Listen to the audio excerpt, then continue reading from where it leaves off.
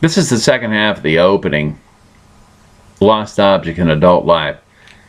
The book picks up 30 years after the end of the second and then reflects back on it. I've already read the first half of the opening. This is the second half. Becoming yet again something I did not want to be. I don't think I want to write about sitting someplace having figured out my life and discovering the things I don't like were set up in the past, and now it's too late to change them. I don't think I want to, but that's probably what I'll do. I've not in nearly 60 years developed enough of a sense of hope to expect that things will get better, arrive at the complete place and stay there. I don't think I need to protect anyone in my life with that lie. I think it accomplishes exactly the opposite. If I give them a lie and hold it up as the truth against all common sense, then I become not just a liar, but a delusional liar.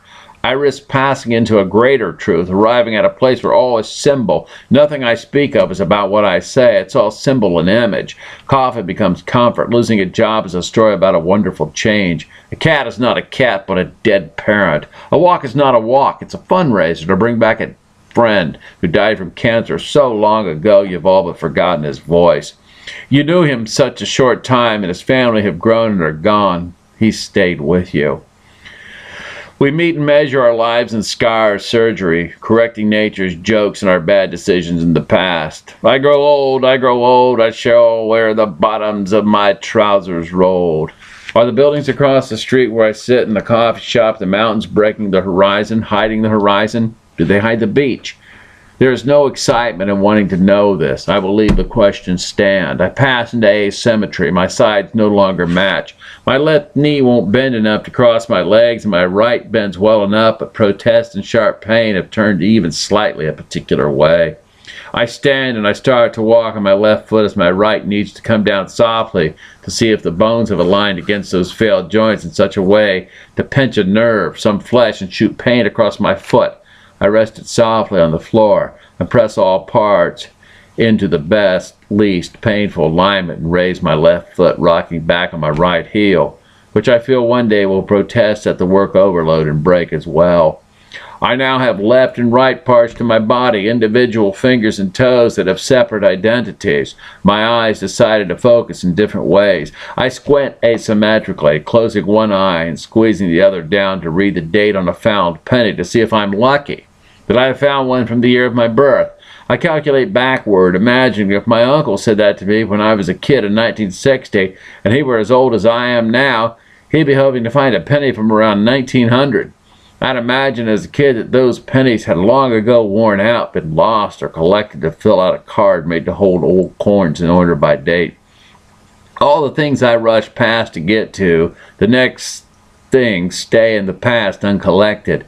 If I talk to the pretty girl now, a proxy for the one I did not approach at 20, I'm an old man who does not know how he looks to her, and I fail, and that I have violated a trust of old men to protect and treasure. I've violated a trust of old men to protect and treasure that which they have lost and should not take in a raid.